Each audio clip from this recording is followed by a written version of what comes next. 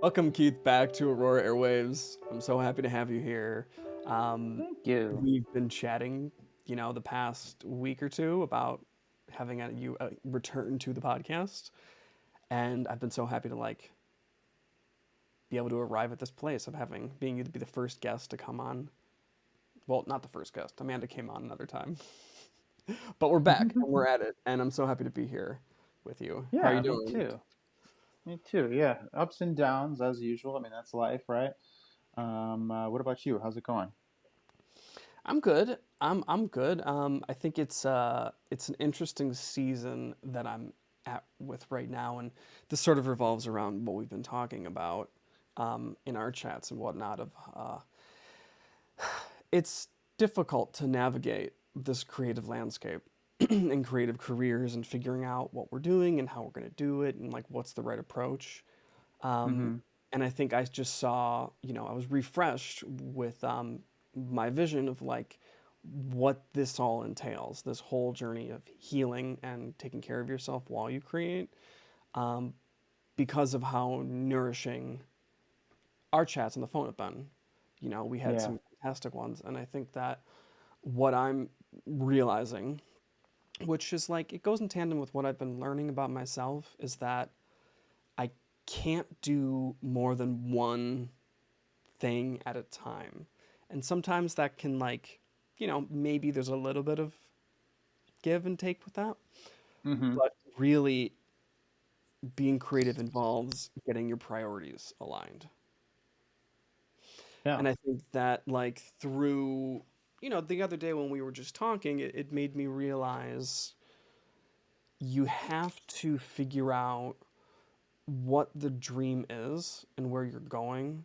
And then if the dream is here, you know, the step that you might want to take might be like if the dream's here and this is here, it might be directly there.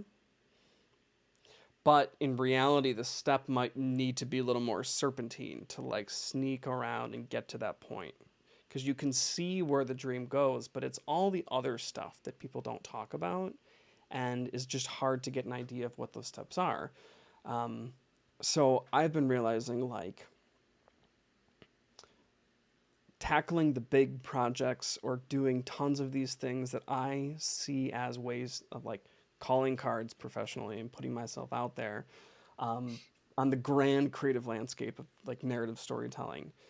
Yes, that goes aligned with that trajectory that I'm thinking, Mm-hmm. but like the task of being organized at the day job, which is creative at the same time, but like understanding project management and being prepared for the week and focusing there is a part of that serpentine pattern. It's not the thing that I want to like acknowledge builds the momentum, but when it Yeah. does, the inertia starts to happen, and then the Mm-hmm. energy starts to all of a sudden help me get 10 steps closer to my dream.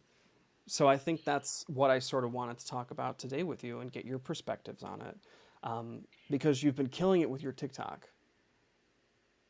And I mean, what do you have like over 500 followers already? Like, that's insane. And it Well, all comes from you it's kind going of at a it. that's Like, it's kind in of a tandem with small your career. yeah, it's kind of a small number in comparison to just the whole you know, TikTok pool. But it grew pretty fast from like 100 to 500, but just on one post, which was me just being a little more vulnerable than usual and just saying this is my experience from point A to point B, not 9 years of being here in LA and what it looks like. And I do the stuff that I do on there just in hopes that people who are a few chapters behind me might find a little more guidance and direction than maybe I had when I came out here. Just kind of like, Mhm. because I believe that the world needs more artists. And if I can help the next folks to come in and have a little bit of an easier time finding their footing, then it's a fulfilling way for me to kind of help in that process of maybe, you know, uh, getting more getting more people there a little bit faster, maybe. If and of course, it's not all up to me and it's not all up to them. There's so much that goes into it and there's so much that you can't control. But if I can get one person to be like, oh, I was doing this thing all wrong. Not to say that there's a right and a wrong way, but like I was doing this in a way that I didn't think of this thing, or I didn't think of this angle, and now I'm going to try it this way, and that's helping me to skip a couple of you know steps that I thought were necessary but aren't, or I was skipping steps that I shouldn't have been skipping. Mm, Just taking my knowledge and experience and things that I've learned over the past 9 years here in LA, and then add the four from college, learning about the actual craft of acting and things like that. Just using all the cumulative everything from then to help the people who are just starting out, which is fun for me because I'm not looking for anything in return, which is a really nice place to have. I feel like people talk a lot about how uh, giving without expecting anything in return is an energizing thing, and it can really help to you know there's always like a selfish aspect to giving, right? But it's that good feeling of like I did something mm-hmm. for somebody else and don't care if I get anything in return other than this feeling, which is satisfaction that I might have helped somebody. And it's a good thing to have if you can find a thing to have that's like that in your life. And so that's what I wanted to do with that. So it's going pretty well, and I'm just going to keep going with it, and hopefully people keep asking questions. There's people already asking questions, which is really great because it gives me content ideas, but also gives me ideas of what are people wondering about, what are people wanting to learn about that they don't, because when I got out here I didn't know anything about the business of acting. That was kind of like the mystery for me. How do I do this? So I kind of had to learn it all as Yeah. I went along, and so I've done a lot of the trial and error and things like that. So it's nice to be able to use that to hopefully help some of the younger generation that are coming up. And it's I also, to kind of like jump back to what you were saying about the path from point A to your dream and how you might have to go different ways. You also you might go backwards every once in a while too. It's like that video of the guy on the stairs and there's the trampoline and he Oh gets yeah, almost there and he falls off and he bounces back up. Yeah. So it's the and dance. it's one of my favorite like representations of the path of anybody really, but it definitely hits home for the artist. Um, Well, I think it's eh, the perception of it though, because the guy hasn't really like if he's going up and down and he's falling on the trampoline, he didn't actually go take a step back on the stairs from what I remember, but like it's our the way that we're perceiving our situations, which is how I don't know that pushes us off what our trajectory is or what we think that we're doing.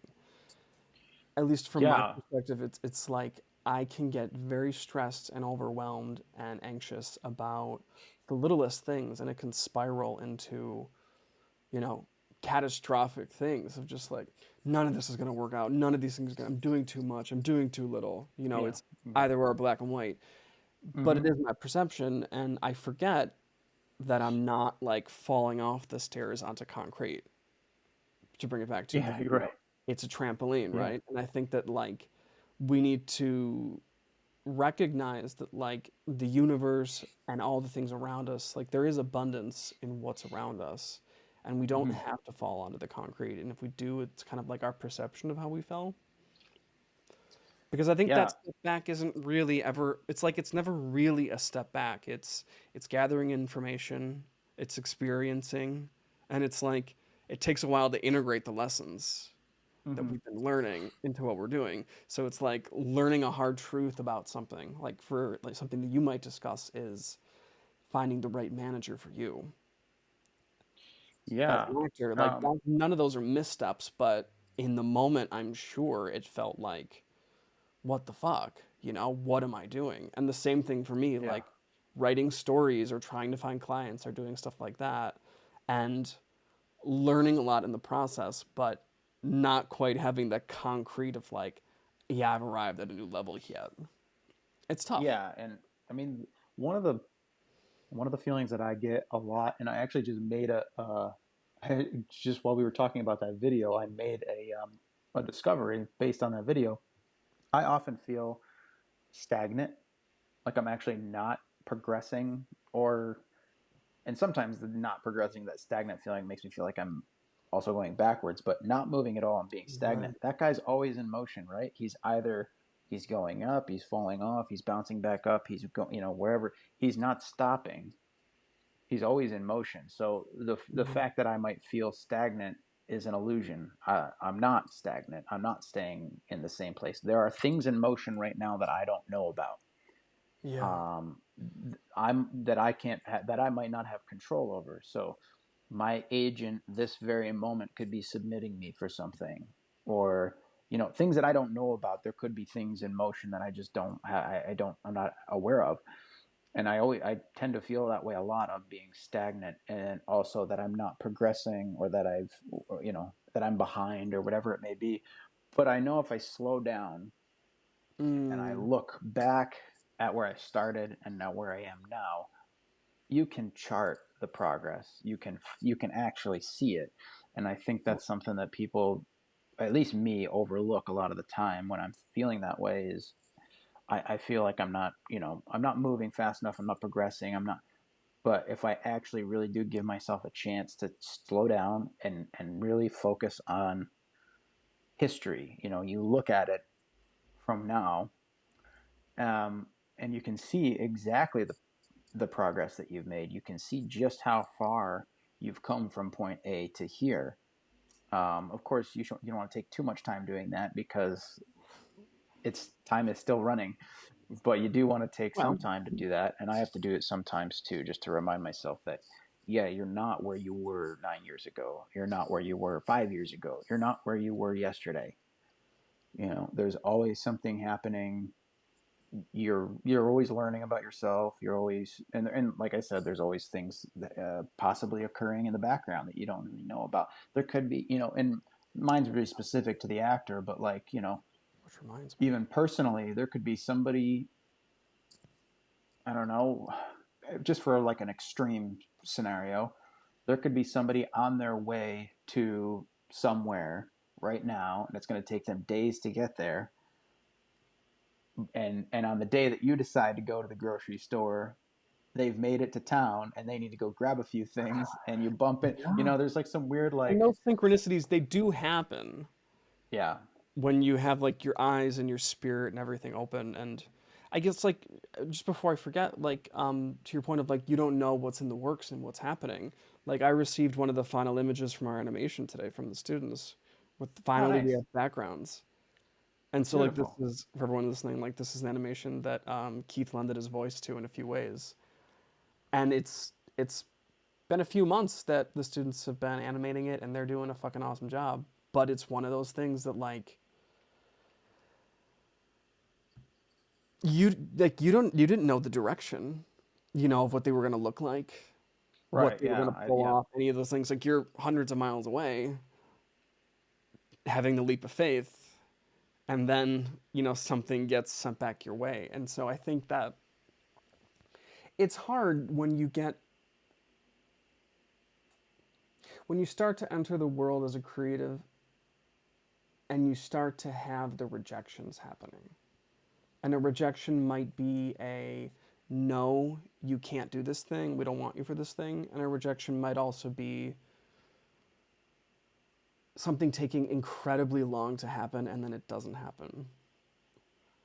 Like you build up Yeah, scar tissue. And I think that, like, to your point of like, you're not the same person you were 9 years ago. Like, no, you've been accumulating, like, it's like almost a decade of, you've been absorbing so much, and that takes time to process. I was driving around today and I was like,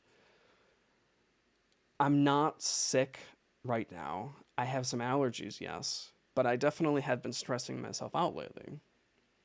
And mm-hmm. that's because I'm not giving myself the grace and getting rid of the timelines that I have and expectations that I have for myself of like, you have to achieve this now, da da da da da. It's like that was the old me that just pushed through with it, and I think now I'm entering a season of saying to myself, I haven't really completely embodied it, but it's like you don't have to do all of these things as fast as you think you have to. Like doing the Yeah. one thing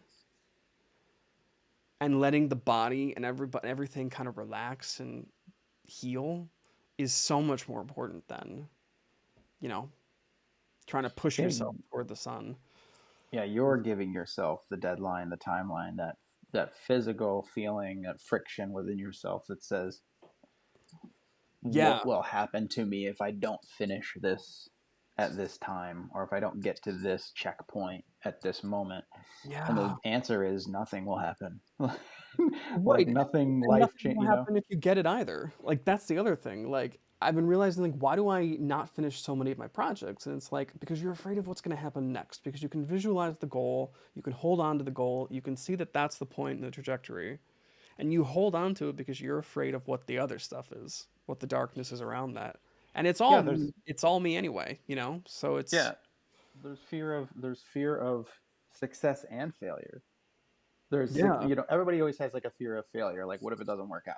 But people also have a fear of success, like what if it does work out and I don't know what to do next to top that, or I don't know what to do next with that, or with that information, whatever. And you mentioned rejection. I don't believe in, I don't really, and this is going to sound slightly fanciful, but like I don't necessarily believe in the concept that most people believe in of failure and rejection in the traditional sense of those things. Okay. Failure to me, like people say a failed actor. That's like a common phrase that people would say, a failed actor. If if you decide to stop acting and decide to Mm, stop on the trajectory that you were on before, to go do something else, to me that's not a failure. That's, you learned something about yourself, you learned that this isn't the thing, and you're going on to do something else. To me that's not failure, that's growth, really, progress in a yeah. way. um, if you go to an audition and you don't get the part, to me that's not a failure, and that's not rejection. To me that's not somebody telling me no, it's them telling somebody else yes. And it's That's a really also good way to phrase it. Yeah, to look at it. it is progress, because you learn something new from every audition, and so you're getting better and better. It's training, really, and it is, auditioning is the work of the actor. And I don't know, I don't know if that's something that we talked about last time, but it's, acting is very little actually a part of the work of the actor. That's like Right. that's the cherry on top. That's the bonus. You Your preparation, your training, your study, you administrating your career as a business, and auditioning, that is the bulk of the work. So when you go to an audition, it's not, I have to get this role, or I'm not an actor, or whatever it may be. It's, I'm going to work. I am putting my hat in the ring for something, and I'm showing these casting folks my interpretation of this thing, how I would do it, how what I would bring to the table, and trying really hard to solve their problem, which is, we need to find a puzzle piece to put Mm, into this picture. I like that. And if they see you and it solves their problem, then awesome, you did your job. But if they see you and you're not the puzzle piece that they're looking for, you also did your job, because it's the 2000 ways how not to make a light bulb. You learned something, they learned something, they learned this is not the person who's right for this, but you know what, they came in and they killed it. So let's keep them in mind for something else. And that's actually like, whether, like it happened, like that's not a thing that people just say. That happens. Like I've had Mhm. casting offices call me back for different things. So they know of me, they know, they've seen my work, or they've heard my work if it's a voiceover thing. So it happens, if they know that you bring your A game, and you prepare, you send things in on time, and those kinds of things, everything comes together, and you do your absolute best, they're going to remember you. I think I think that was also like a Philip Seymour Hoffman thing. They asked him after he won the Oscar, what would you give advice to younger actors? And he was just like, yeah, if you have the opportunity to act in a room that somebody's paid rent for, and Oh yeah, that's yeah. that's a chance to act. It is a chance for you to practice your craft, and if you do your absolute best, you Mhm. act as well as you possibly can. It's going to make a mark on someone, and they will remember you one way or the other.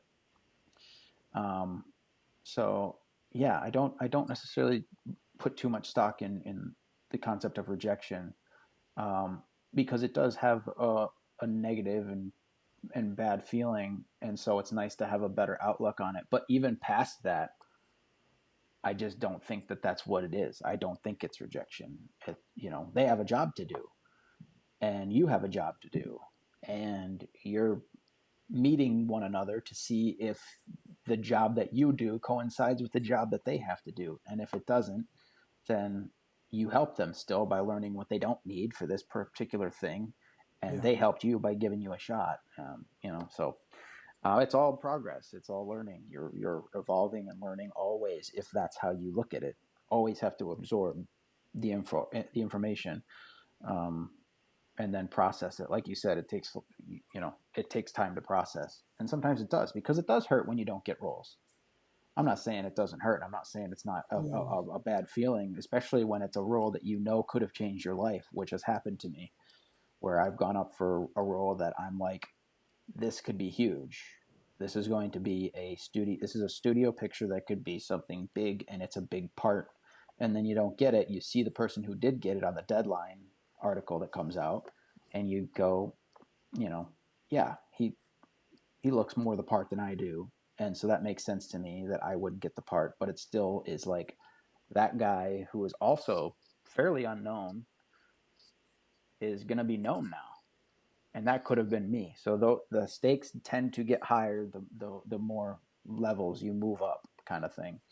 And when they do, it puts a little more pressure on things, Hmm. and it weighs on me personally a little heavier, because I need this thing so deeply that I want to seize these opportunities.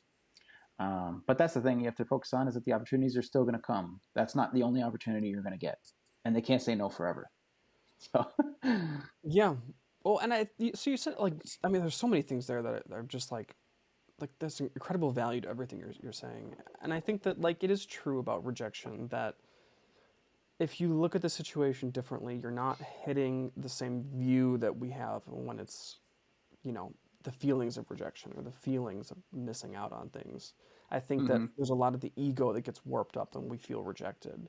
Me, I didn't get this, they didn't want me. And I like what you're saying of like, you have to allow yourself the grace of looking at it in a different way. You're not Yeah, the puzzle piece for the puzzle that they're looking at. There's nothing wrong with you. You know, you're understanding what puzzle you're a part of, and you're understanding yeah, what part in your puzzle piece could fit into many different puzzles. But I guess I like that, like, as you have an evolution of understanding yourself, you can look at your needs. And if a need isn't met, I think it is very healthy for it to not feel good. Like the yeah, whole process of being in tune with yourself and showing up for yourself, whether you look at that as mental health or spirituality or whatever, none of this should be perfect all the time. And when I say perfect, oh I yeah, mean like everything's lovely and everything's great and there's just serotonin and all that. Like that's not being a human. That's not this yeah, yeah, joy that we get to have.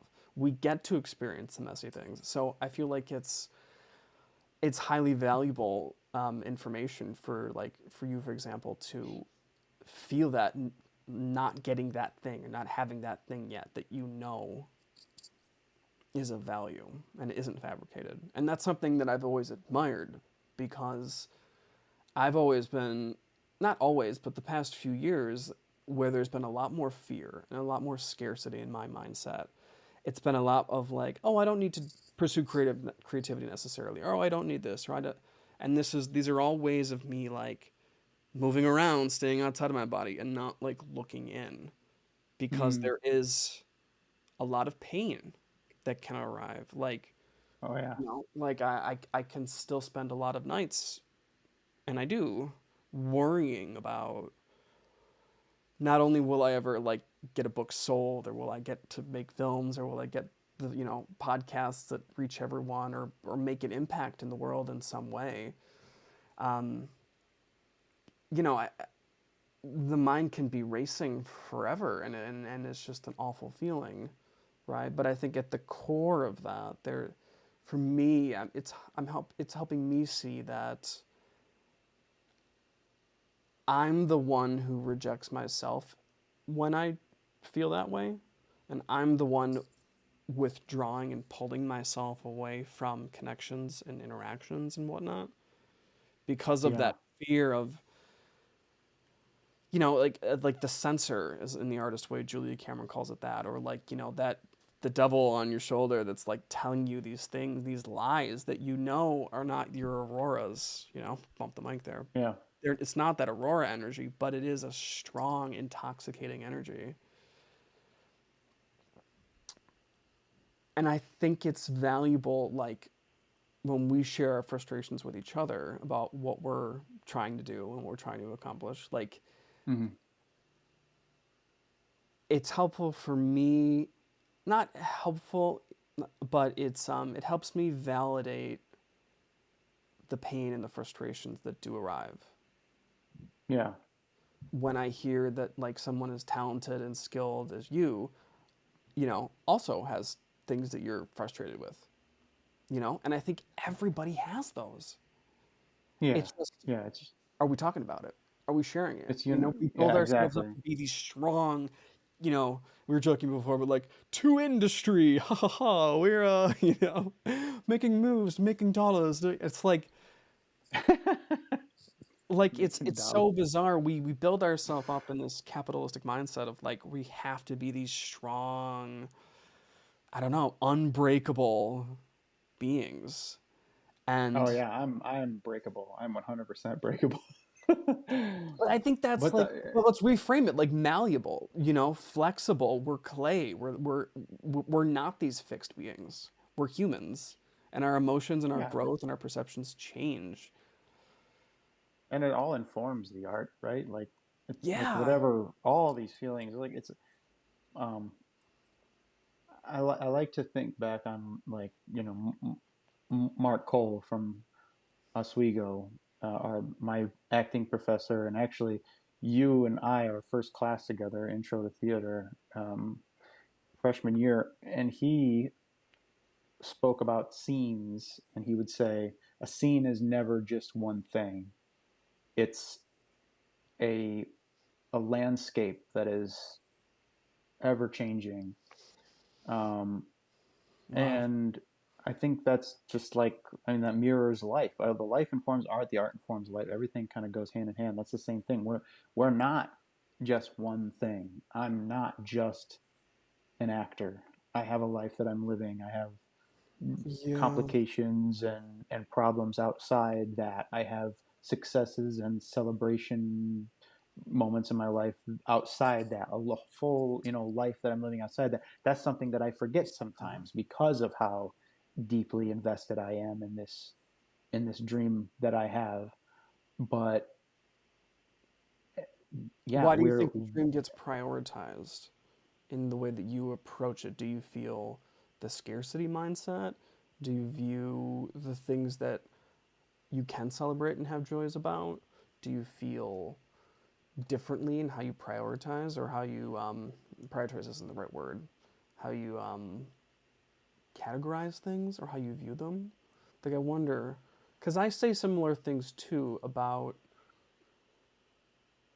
at least I'm trying to like work with myself to see like abundance is not just in the creative output and in the mhm. opportunities. Abundance is, wow, like it's not too hot, not too cold in here, and I've got a nice plant over there, and like Yeah, I the could little call things. people that I care about, and like all those building blocks. Why do you think we suffer in like the obsessiveness of chasing our dreams? I definitely can't speak for anybody else, but for me personally, um, and we've talked about this before. I just had for a long time I've known exactly what it is, how I want my life to look, and I exactly what I feel I need to do deep within my soul. Like I know what my soul needs to survive, and I have things that it goes beyond doing what I love. It is at the core doing what I love, but it goes as far as, legacy and being remembered, and Sure. having a career that people respect and look back on when I'm dead and gone and say there will never be another like Keith Gallucci. Those kinds of grand things that I have in my mind, um, that I want for myself because I want my life to be extraordinary. I don't want to. I've made before I really, I think, knew that acting was the thing.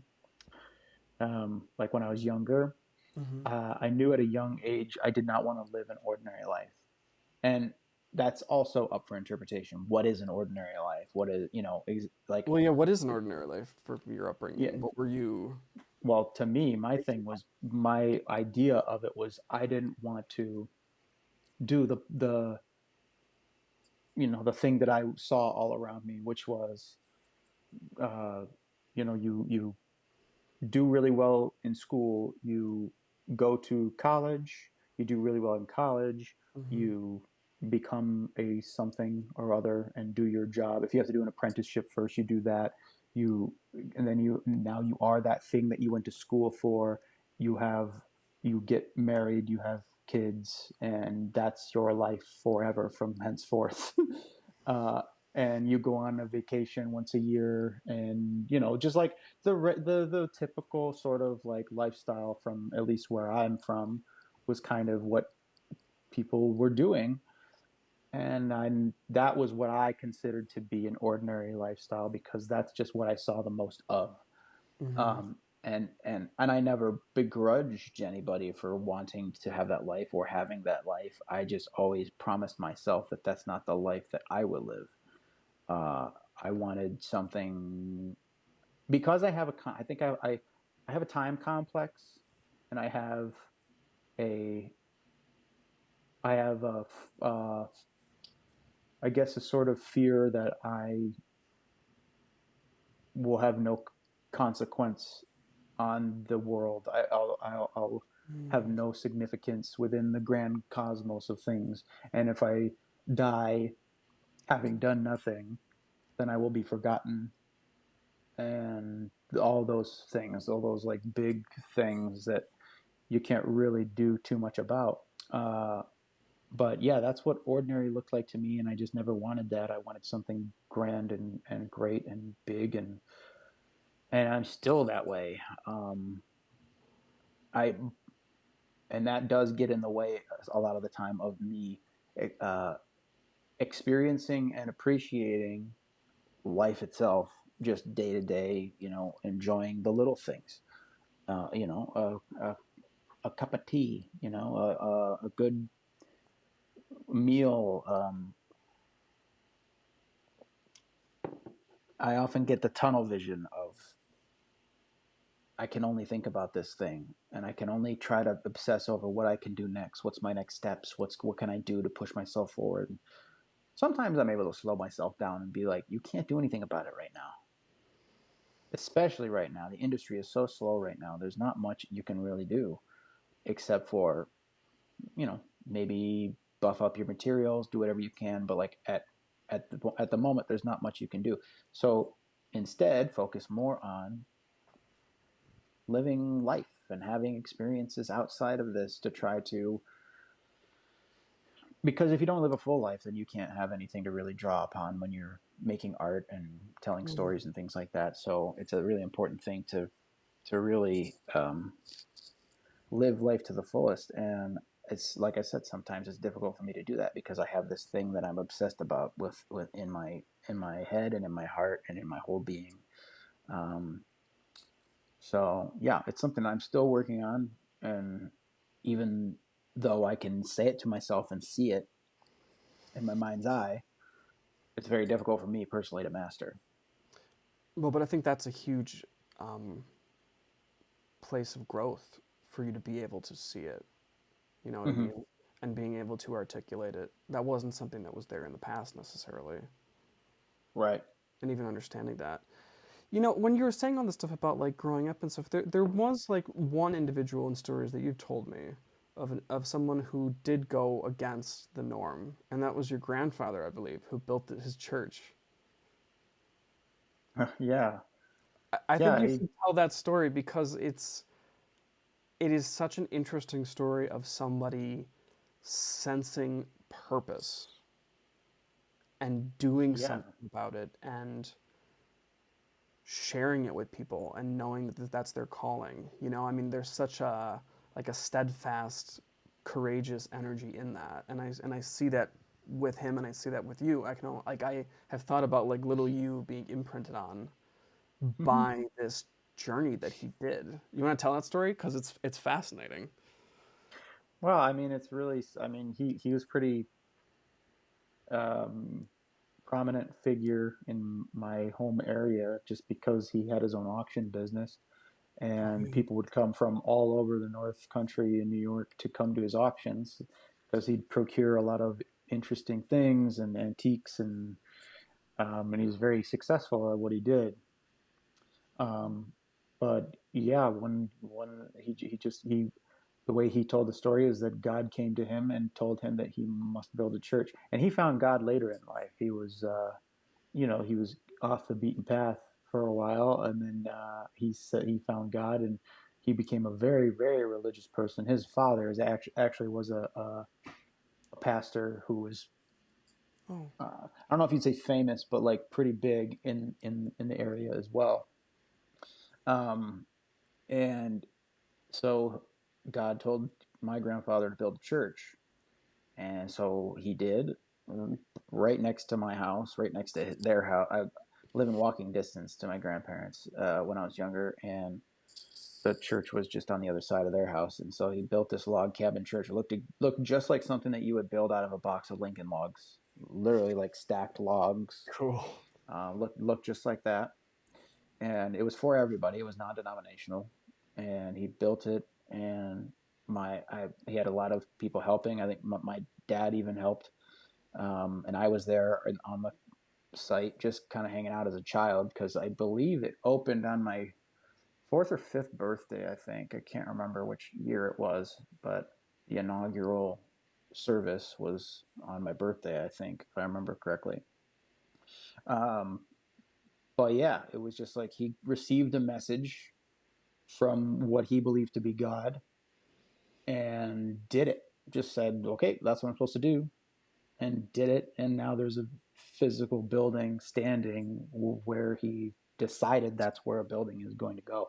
So regardless of whatever you believe in or what it may, we all get these feelings, whether it's from what, if you believe in, if you have a religion, if you don't have a religion, whatever, we all get these feelings from somewhere that dictates or at least informs our trajectory at a lot of points in our lives, and that can branch out and touch many other people's lives as well. So you think about, he builds this church, and now hundreds of thousands of people from the mid 90s have come through there, probably maybe not hundreds of thousands, I don't know, maybe thousands, I'm not sure, have come through there, and who knows how many of them, found their salvation, or learned something about themselves, or, and it changed their life in some way. You don't know the kinds of things that you put out in the world, how they can touch others. Um, yeah, I don't consider myself a terribly religious person. I was born into it and um, experienced a lot of it, and I, have my own journey in that respect. But it was a huge part of my life as a kid, definitely. And seeing, and my grandfather, my brother and I always kind of, we always looked up to our grandfather because he was funny, he was powerful. Um, How was yeah, he powerful interesting. and how was he funny? Well, powerful because he was, I mean, the the illusion to us was power. He was loud. He's loud. He's loud, and what he said happened. Right, like there will be a church, so there's a church. Or he's the boss at the auction, and I used to work for him whenever I Mm. wanted to make some extra cash, and it was like what he wanted to have done would be done, regardless if it made sense to me. Like it doesn't. Why am I moving this from here to here when I already moved it from here to here? Like just tell me on the first time you want it over here. Like I'd bump heads with him every once in a while when I got a little older, a little more brazen. Um, What was the and auction? funny. Oh, he antiques mostly antiques. Okay. But also he would buy lots of power tools, like a lot of power tools, and I would sit there with SOS pads and WD-40 and scrape these things clean, Oh and my we'd have to like replace parts and do things to like wash them up and make them work again so that he God. could then resell them. He would sell scrap metal, like when people didn't want their scrap wires, copper wires, and we'd sit there and You found a strip way to copper make this stuff wire. happen. Yeah, and just like anything where he could find to make a buck off of, he would sell. Um, and yeah, and funny just because I mean he just had a great sense of humor. The first thing that comes to mind is he was diabetic, and so we'd go over and play cards all the time. So we'd be playing cards, and he would eat a Reese's peanut butter cup or something, and my grandma would yell at him, you shouldn't be having that or whatever. And then she'd go to the restroom or something, and he would look at my brother and I, and he'd unwrap Reese's peanut butter cups and eat them as fast as he could before she came back. um, and yeah, it's powerful, funny, and whatever he wanted to happen would happen, which was pretty cool. He passed away in 2014 on, I believe it was August 10th, and the day after that was the day that Robin Williams passed away, which was just an interesting week of like, okay, and then months earlier to that, 2014 in February, we lost Philip Seymour Hoffman. 2014, not a good year. I wasn't a fan, Yeah, that doesn't sound good. A lot of heavy but hitters. um, but yeah, he was a really fun guy to be around, um, and funny, just really funny, and which is where my mom probably got a lot of it, and probably where I get a lot of it. Um, Yeah. so yeah, that's the shortened version of Grandpa Grandpa Keith, who I'm named after. Oh, I didn't know that. Yeah, his name was Keith David Stiles, and I'm Keith David Gallucci. And I mean you that's you a have big some thing interesting right stories there. as well. Oh yeah, we got a lot of You have some wild you cards. have a lot of yeah, There's a lot of wild cards. um, amazing stories of family and friends. Well, before we get into that, I guess I just want to say that I guess I'm drawn to. There's a sort of like a mythic, legendary quality to the story of your grandpa, and I think that a lot of it is I always really admire people that live their lives and take those U-turns or go, they've been driving on the highway and they don't even wait for the exit. They're just like driving on some guy's farm field and through a house because they know that it's time to change stuff up, And I guess I like that a lot and I sense that mythic quality in that because it feels like that when you do it, And like Yeah. when you go to a place that like logically or on paper seems so different than things you've done, but you go there. For me, I always feel like, oh, I'm still me. Mhm. This feels different, but it's still the same person feeling it. Yeah. So how cool is that to like change the community that you're in or change the venue or the location of where you live your life a little bit, but it's still you living your life. Like Yeah. that's What so would you like at the first? transformation. You got to see an adult Yeah. transform in front of you, but refine themselves. Like I'm sure there were Yeah. instances of like there were blips of salvation throughout his life, but then the moment when you act on it, I think Yeah. similar if we look at the acting thing, right? Like you do all these things, you go to these auditions, you build your career, you've been a huge advocate on TikTok of saying that it takes time and that showing up and doing these things here and there, that all of a sudden you don't just become an actor all of a sudden, but all of a sudden through all the efforts and all the learning and all the growth under the soil, bam, you know? You see where I'm going with all that? Like Yeah. I think There's I was going to ask, at the top of your head, if you were to think about your life uh, and moments in your life when you took a turn or took a leap of faith that really changed the trajectory of your life, what would be like maybe one of the ones that was really big that kind of pops up? Just maybe like the top of your head, just like what's one that really is like, oh, if I didn't do yeah. this, I wouldn't be here, or I learned so much because I did this, or this felt like freedom when I decided to do this, or whatever it may be. Um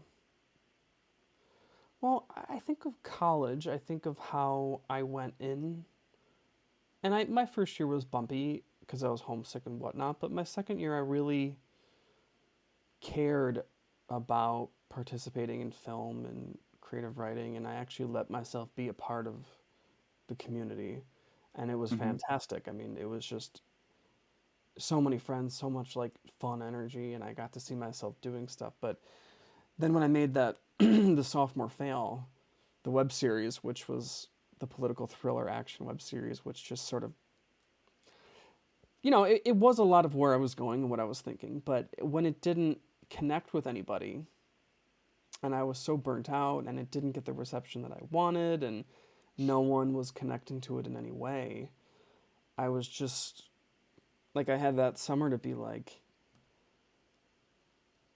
what am I doing? Like I was going to be 20 that year and I'd been shooting movies for a couple years, but I was like if I haven't leveled up yet, this isn't going to work. Like this whole storytelling thing, this whole thing isn't. So I remember like consciously not taking any production classes or any writing classes or anything related to this stuff Hmm. that fall semester of junior year, and that's when I wrote As Ever, Hmm. knowing that everything had to change. But I was ready. I mean, I was talking to people about taking a leave of absence, and I didn't know what I would do, but I was like, this isn't working, and I need to wake up somehow. Hmm. And So I you was were able so to listen to frustrated. yourself pretty well back then, too, because you heard that voice that was like, I need something. I don't know necessarily what it is, but you heard something that said, I need Yeah. something to kind of jolt the system or whatever. Yeah, something like everything that I thought I was doing had to change. I'm glad I knew that at that age. That like you're writing a lot of characters, great. Write three, which you got to be one of them, which was so cool. That was a lot of fun. You want to use After Effects? You want to do all this crazy stuff? Great. You don't get to use After Effects at all. Everything's gonna be in camera. You want to do all these locations, all these things, all these things? No. So I think that really changed the course of my life. And for the first time, I was feeling deeply about a film, and you and I could talk about it as ever for 20,000 years, and that'll be its own episode. But that film was the first one to make me feel something, and that was before I knew that. Like now, I look at the process of writing that I'm older and creating is I am putting myself into what I'm doing. I think Flightless on the Way to the North, our latest, well, not latest, but more recent audio drama is a good example of that, of me actually articulating how I feel through a Hmm. story. But back then, I didn't know how to do any of that stuff, but I was feeling. So that put me on a journey of actually feeling when I create, not Yes. just creating to wow people or try to pull them in or have them join my little army. So I think that that got me on a path of changing stuff. I think leaving New York was a horribly it was an easy decision for me to make at the time, Hmm.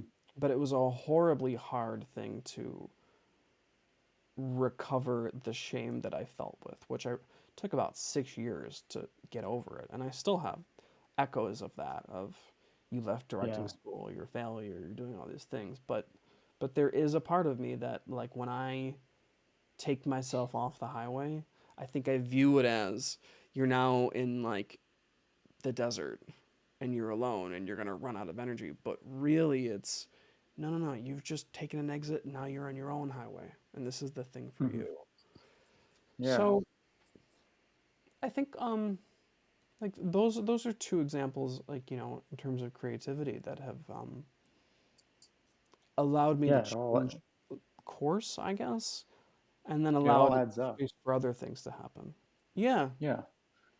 It's all of them. You just, it's just a such a huge point. Like life itself is just, it's just a series of lessons, and you just keep evolving. If you're listening, if you're listening and experiencing those, and some lessons are bigger than others, and I think that's what you're talking about here, and it's like Mm-hmm. these some big milestones, some big uh, you know big ticks on the timeline of these things are what helped me learn these big lessons. The New York thing, it did stick in my head when I was asking you the question. I was like, I wonder if New York pops into his head when I asked this question, because I remember how difficult that was. Um, but that says something too, right? Like if you do something difficult, even though you're afraid to do it, but somewhere deep inside you need to do it, but you do it. That's the thing. The But you do it, yeah. the fear, like Fear is the portal. if you're fearless, if you're fearless, that's one thing. But if you are full of fear, but do the thing anyway, that's a whole other thing. Oh yeah. And I feel like there's something to be said for that. And I'm sure that there's a way more than one lesson that you learned from that whole experience. Oh my And it gosh. probably, I mean, you said it took 6 years, so I'm sure it shaped a lot of who you are today. It shaped me a lot in that we've all got stuff that we're holding on to that we don't realize we're holding on to. And Mm-hmm. being a child in our childhoods, like they're so precious and wonderful, and it goes by so quickly, but it doesn't feel like that necessarily, and there's so much that we're in this system of education and college and learning things and being fed to regurgitate information and do things to show up. And then we end up in our 20s, and I feel like we all feel that we're mal equipped to do all of the things at the same time, right? And it's 100% true because we haven't had the space necessarily to just learn about who we are. And I know that me stepping away from a very like high intensity environment where there were a lot of opportunities, I think I viewed it at the beginning of like I'm leaving experiences and I'm leaving the ticket. I'm leaving the way to Yeah. success, and I'll get back on the horse one day, and I'll get back out there one day. I'm just taking a leave of absence. I'm just. It took those 6, 7 years, whatever, to understand I'm not going back. You can't go back in life. You need to move forward. You need to follow your heart. And if you're in the darkness for a while, that's okay. But the auroras are there. And sure, they'll be in front of you sometime to guide you. A lot of the times they're within you. And that's the missing part, right? Of understanding Mm. that like all the things I was doing for myself were the opportunities just as much as the opportunities of studying with directing with all these cool people. Yeah. They're no different. It's just what way did I want to go? Yeah. So, but that takes time. And I Yeah. had Oh, to yeah. learn about why I viewed it that way. Why did I view authority figures as these gatekeepers who I have to win their approval and win their favor to be seen as a success? Whereas, like, I don't know, like if I draw something, why is that not as much of a success? I did it. Yeah. It was for me. It felt good. I used a crayon. I like crayons. You know what I mean? Like Yeah. it's that it's tough to learn all this stuff, especially when like your dreams are infused with it. But I think that Hey, it did change me, and you know, I think it's also easy to see like rushing into things. Like I mm, wouldn't tell myself not to rush into things and not to go grab life by the horns and just like and or whatever it is by the reins and just go full throttle. mhm. But I feel like now I don't think I'm looking at it as more calculated, but I think I can pause a little bit more Mm. and say, is this my ego that really wants this? Is this a part of me that needs to be nurtured? Or is there something else in here that I'm running away from? Yeah, I think you do have to give yourself space to listen, because that is a thing that I think a lot of people do. I've done many times. We just kind of just you're just going with emotions, or you're just making decisions based on what you think you need or whatever. But if you make the space for yourself to listen and be still and really be honest with yourself, Mm-hmm. then yeah, it's not necessarily like you say, it's like not calculation. It's kind of just like sifting through the noise to find the truth. And if you Yeah. take this time to be still and listen for that voice that's going to tell you this is really what you were looking for, and you can follow that. I think we did talk about that a little bit, about that last time, about that voice that's really quiet that speaks to you, and that's the one you want to listen for because that's the one that tells the truth. Yeah. And you have to make space for that. It's not something you can just do. It's an exercise, really. Like you have to practice that. Um, and it's like you kind of have to know that you have to practice that. It's one of those things was like you don't know what you don't know kind of thing. Like somebody either has to Yeah, tell yeah, you, yeah. you have to have experienced something to clue you into that, or what. It's not something that you just like, it doesn't just hit you as knowledge. I think it's something that you have to have. It's those things where it's like nobody told you that back in the day, like they don't teach this stuff kind of thing unless Yeah. you go to school to be a whatever, you know maybe people learn it in psychology or therapy stuff or whatever, I don't know. But it's just somebody who went to a school and then went to a state college for acting and cinema. I don't think there was anything there being like, there was a lot of cool personal growth things that I did learn in acting classes and things that were Oh yeah. healthy for, mental health and physical health and things like that. But I don't know if there was a whole lot of life stuff when it comes to mental health and um,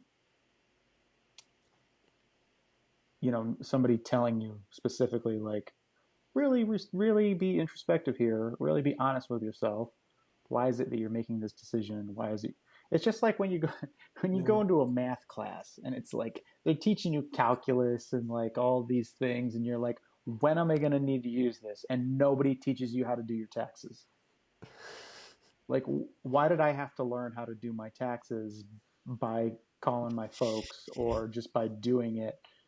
That Yeah. is a thing that should be taught in schools, just like maybe even some of this other stuff, which is, how to listen to yourself. I don't know. I don't know. I don't make the I don't make the rules or the school systems. I don't know, but I No, think there's a I lot of stuff. I feel you. There's a lot of life skills that I think that maybe should be talked about more. What is one particular life skill that you could teach yourself when you moved out to LA for the first year? What's something, Ooh, not to change your timeline, but what is something that in conversation with yourself you might offer? man, I think it would probably be you. You have to find a way to pace yourself and be Mm, patient.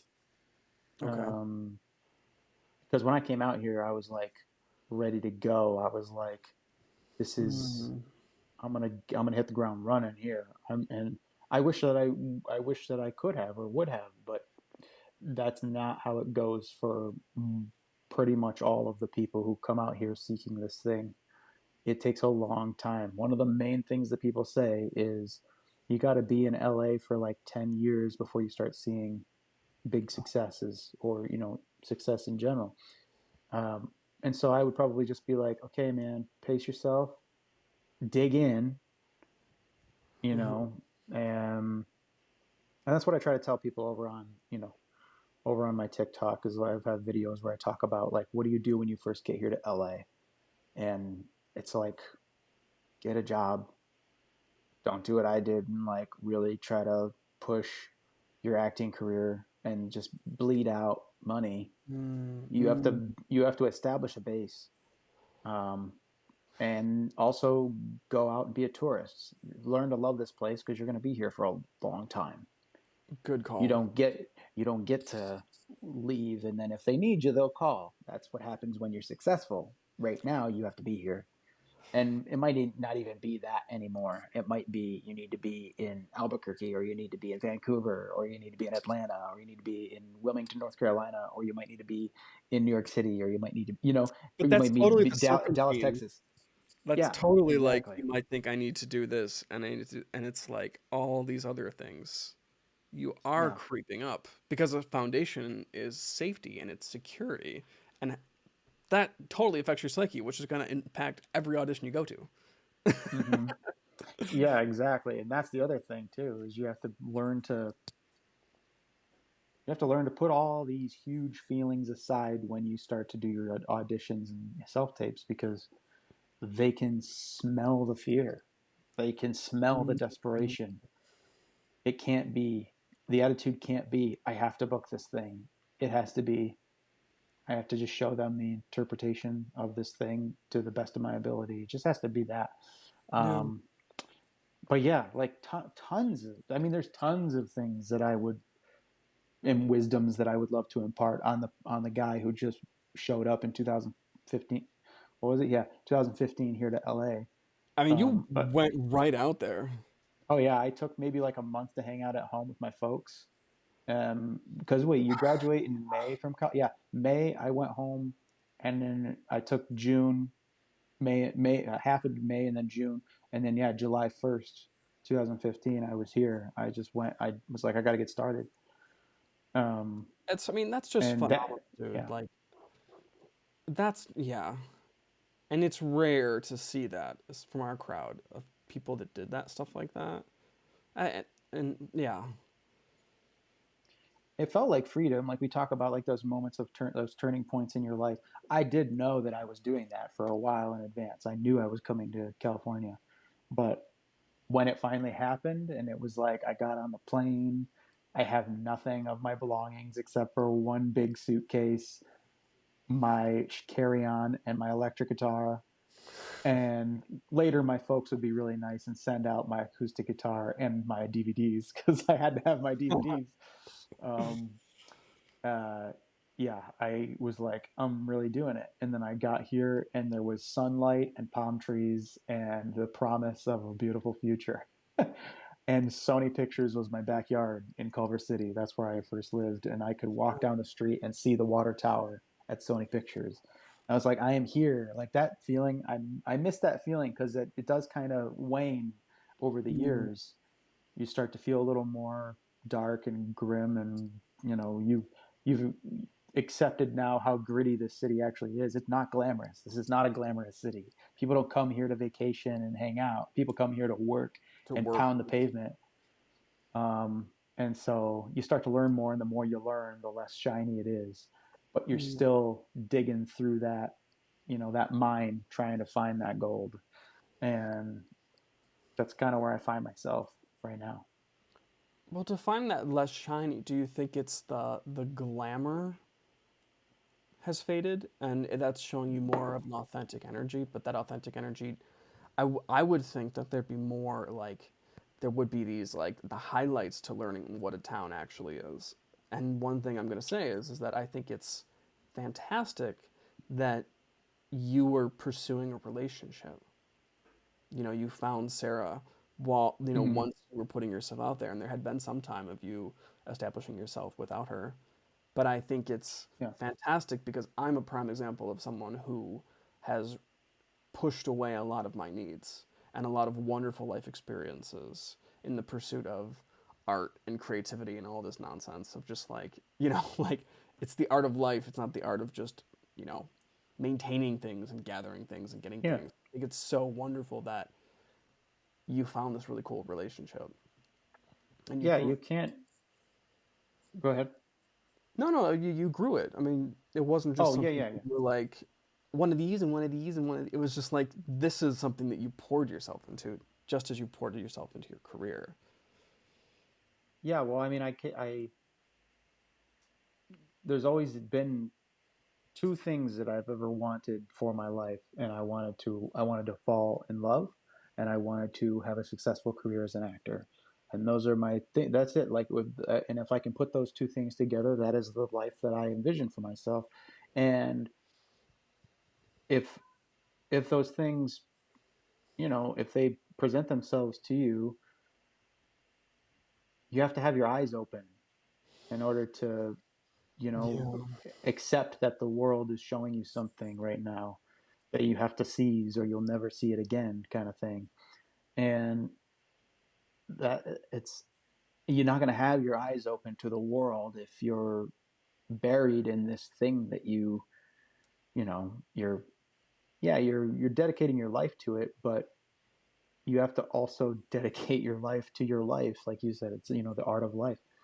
And Dedicate your life to your life. yeah, like Your it's life, not other people, like you. yeah, yeah, Yeah. you have to.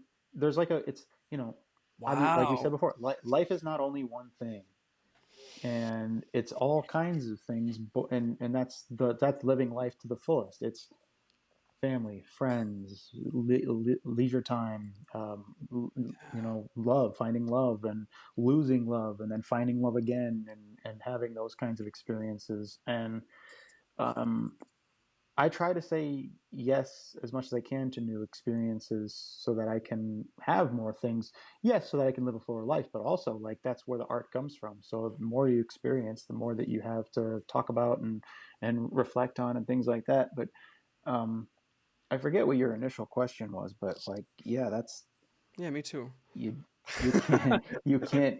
If you're start. If So you're it was buried about too being in a much in this relationship. thing, Yeah. yeah. If you're buried too much in these things that you're pursuing, you're gonna miss the signals and the things that life is also showing you at the same time. And so that's where I think comes in balance, which is really difficult for a lot of people to find. It's difficult for me to find a lot of the time.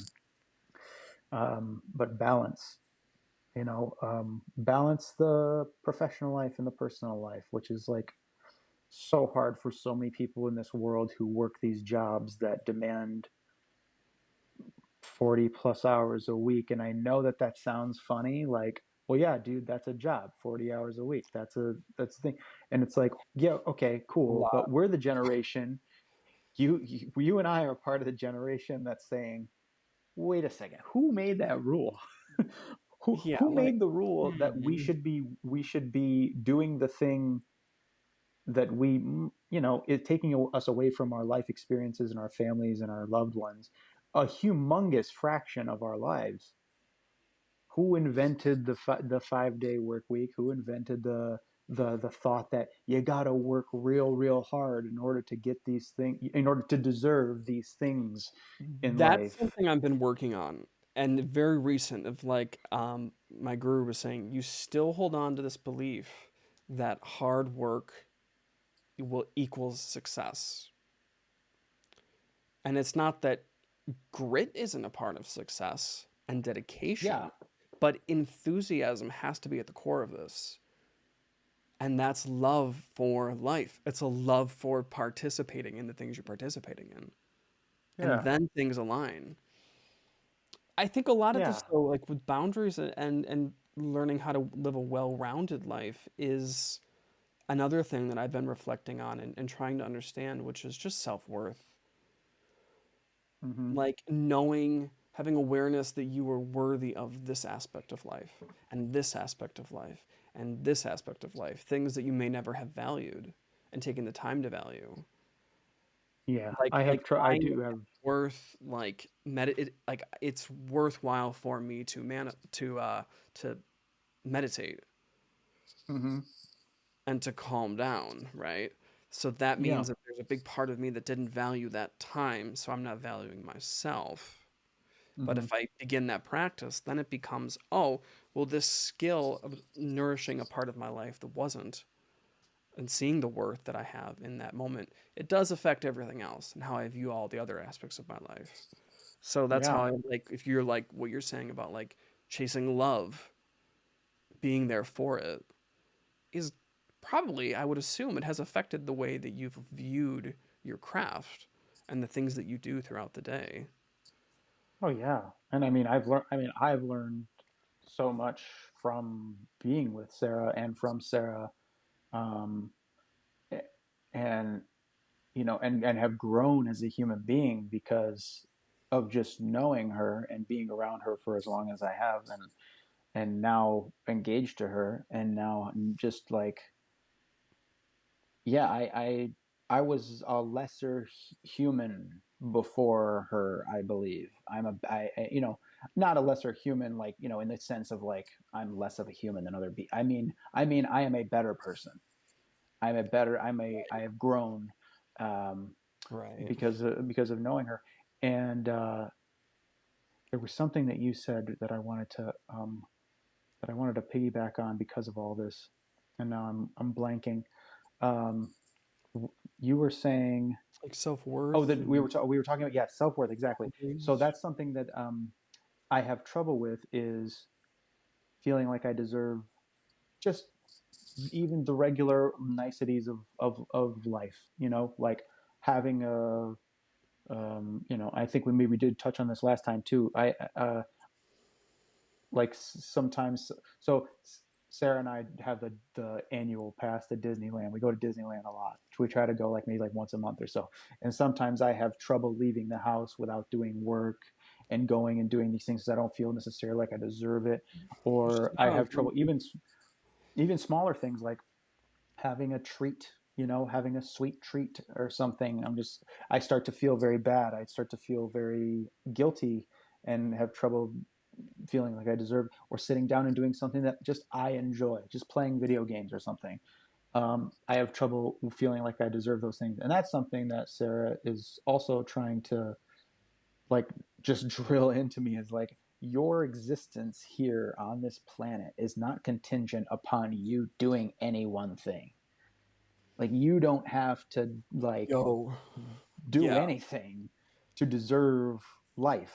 Like, you were, you have this gift of life and it came with no strings attached.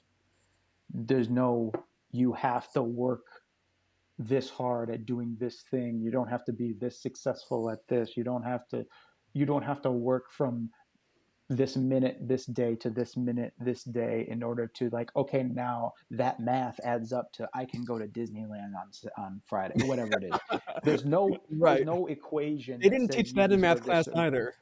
Exactly. That is a thing that did not come up in Didn't learn math class taxes, didn't learn that between. we could go to Disneyland. Exactly, exactly. Um, and yeah, yeah.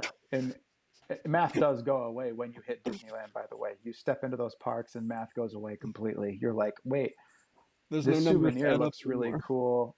I definitely can't afford not to buy this. um, but yeah, it's like this whole thing, this illusion that we've been brought up to. I'm not trying to put blame on anybody, but a lot of us are brought up to think these things, and we see these things in the Right. older generation, the previous generations of folks that you know had to do what these things. They had to do these things because maybe they came to this country with not a lot, or Like I can think Sure. about my own family who came here, my on my dad's side, who the my great grandfather came to America by himself, had to leave his family behind because he didn't have the money to bring them all, and did all the stereotypical Italian jobs you could think of, like selling shoes and tomatoes and stuff like that, until he finally had enough cash 5 years later to send for his family to now finally come and live with him in the new world. And so, you think of then my grandfather, the next generation, it's like that's the thing that was instilled in them. You do what you have to do to survive. And so that gets passed down, passed down, passed down. And now here we are, Which this is very generation different saying, than following pleasures. yeah. And now here we are, this generation being like, okay, well, wait, let's slow down for a second. Uh, why is that the case now? And why are we not talking about our mental health? Why are we not talking about these things that are really, really important that unfortunately had to go by the wayside for the older generations because there were things that they were worried about much more so than how am I feeling today? You know what I mean? Those kinds of Yeah. things. So yeah, I respect and I appreciate those who came before me and did what they had to do to get us here. But now we're here. And now I think it's time for another conversation. And I think we're already all having it a lot. So I think it's good. I think it's good that people are a little more aware of these things that are really important that we kind of neglected for hundreds of thousands of years.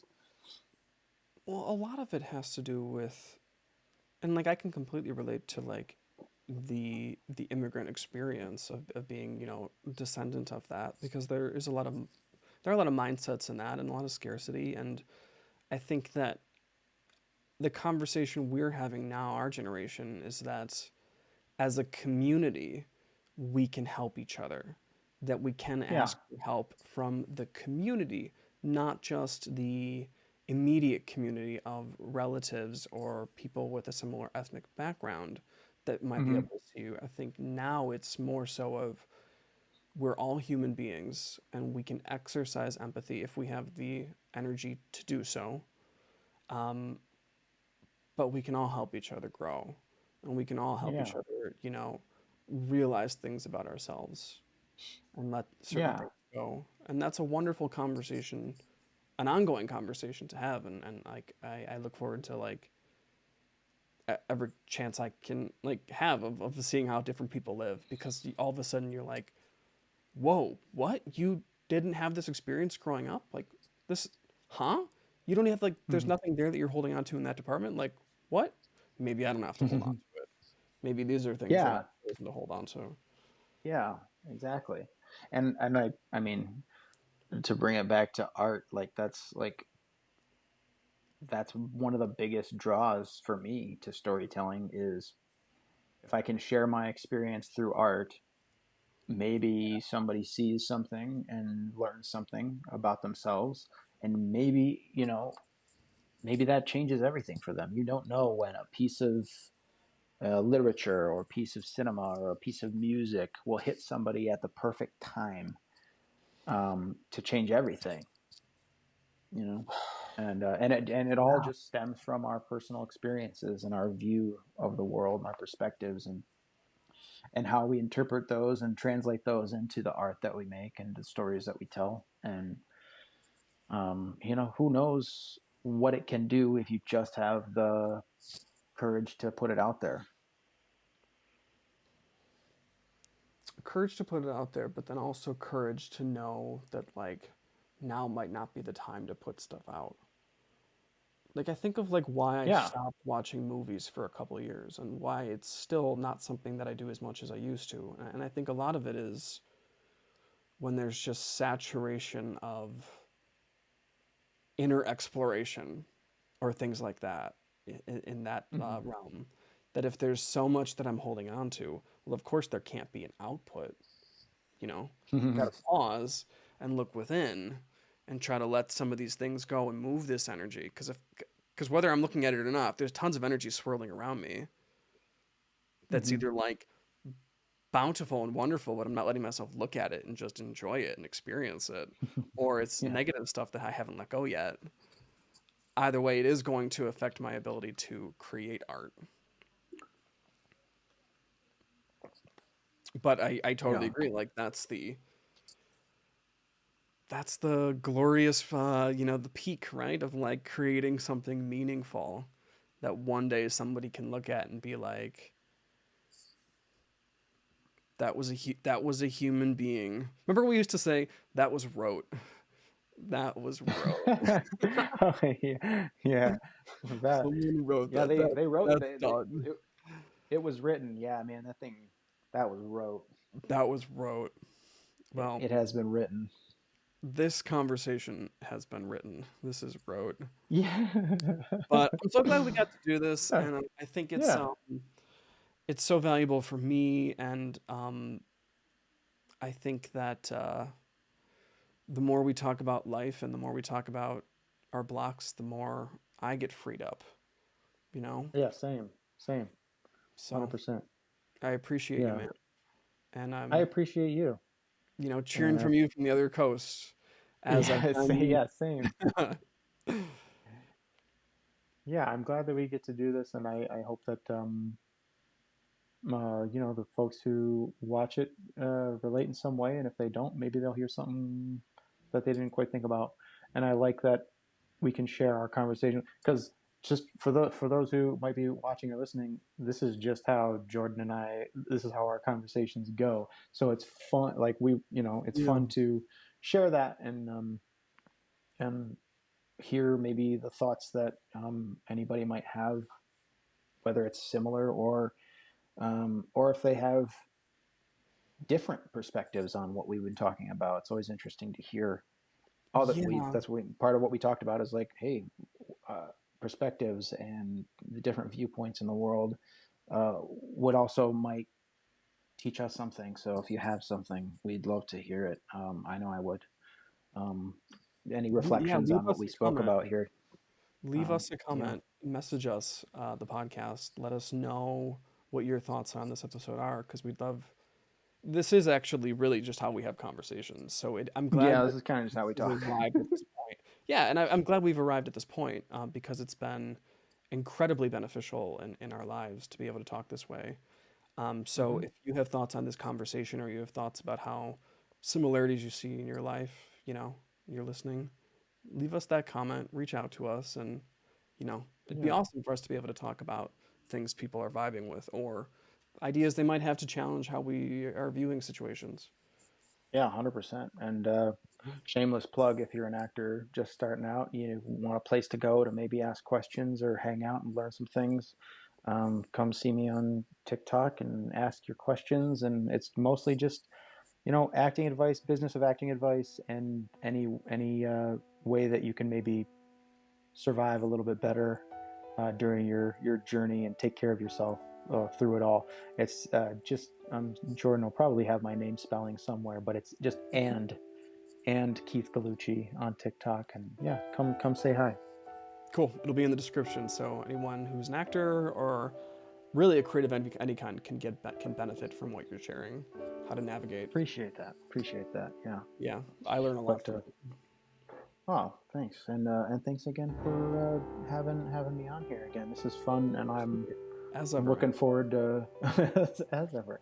I'm looking forward to all of our other future conversations as I always do. So, thanks again. Cheers, and yeah, Cheers. till next time. Until Cheers. next Till time. next Thanks time. for being you, man.